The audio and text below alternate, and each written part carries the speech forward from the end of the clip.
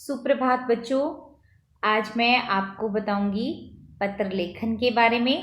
पत्र लेखन सबसे पहले जानते हैं कि पत्र क्या होते हैं। पत्र जो है वो भाषा का एक लिखित रूप होता है। उसको हम लिखकर भेजते हैं ना किसी को, तो इसलिए वो भाषा का एक लिखित रूप होता है। ठीक है। और वर्तमान समय में संचार के नए नए साधन, हमारे पास बहुत सारे साधन है ना अपने मैसेज भेजने के लिए। व्हाट्सएप है, फेसबुक है, इनके ज़रिए हम लोग मैसेज भेजते हैं।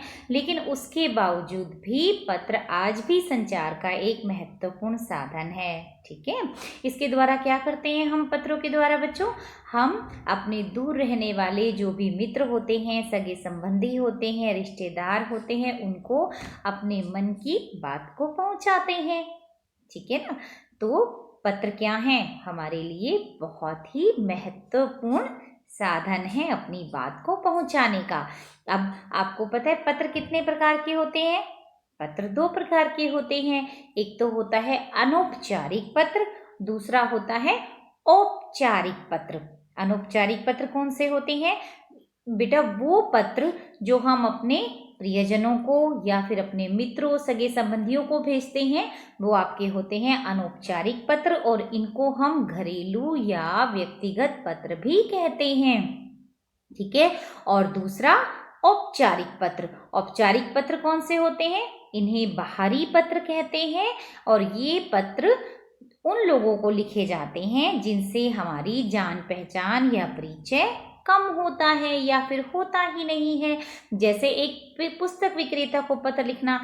अब पुस्तक विक्रेता से हमें पुस्तकें मंगवानी होती हैं, तो हम उसे पत्र लिखेंगे तो कौन सा पत्र हो गया? औपचारिक पत्र हो गया। स्कूल के प्रधानाचार्य जी को जो पत्र लिखा जाता है वो औपचारिक पत्र में आता है। ठीक है। अखबार के संपादक को कोई पत्र लिखा जाता है तो वो आपका औपचारिक पत्र में आता है। समझ गए?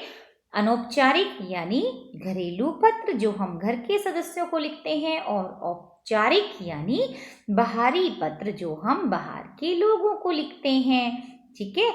अब पत्र लिखते समय हमें कौन कौन सी ऐसी बातें हैं जिनको ध्यान में रखना चाहिए, वो मैं आपको बताती हूँ। सबसे पहले बच्चों, पत्र लिखना जो है वो एक कला होती है, एक आर्ट होता है। ठीक है। और उसे लिखते समय हमारी जो भाषा है वो सरल होनी चाहिए, सहज होनी चाहिए और स्पष्ट होनी चाहिए, ताकि जो भी चीज़ें हम लिख रहे हैं उसका अर्थ जो पढ़ने वाला है उसको आसानी से समझ आ सके। ठीक है। और दूसरा, उसमें लिखे गए जो भी वाक्य होते हैं वो छोटे होने चाहिए और अर्थपूर्ण होने चाहिए, अर्थात उनका अर्थ हमें अच्छी तरह से समझ आना चाहिए।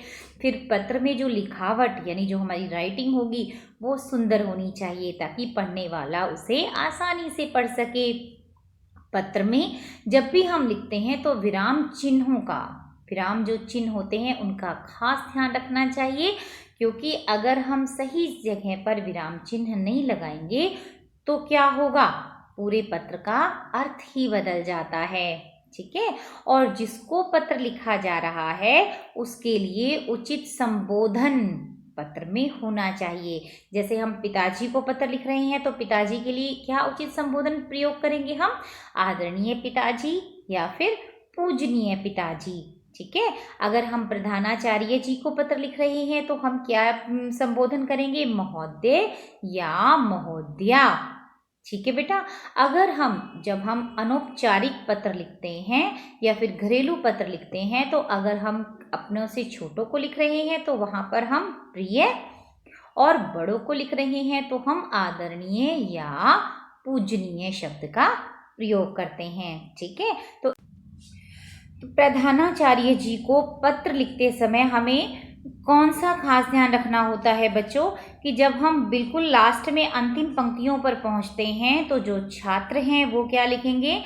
आपका आज्ञाकारी शिष्य। और जो छात्राएं हैं वो क्या लिखेंगी? आपकी आज्ञाकारिणी शिष्या। ठीक है। परीक्षा में पत्र लिखते समय हमें पते के स्थान पर क्या लिखना होगा? परीक्षा भवन कै। ठीक है। तो इन सब अगर हम सावधानियों का ध्यान रखेंगे तो कोई भी पत्र हम आसानी से और सही रूप में लिख पाएंगे। तो मैं आशा हूँ कि आप जो है पत्र को आसानी से अभ्यास के माध्यम से लिखना सीख जाएंगे। ठीक है, तो अब मैं आपसे अलविदा चाहती हूँ। नमस्कार बच्चों।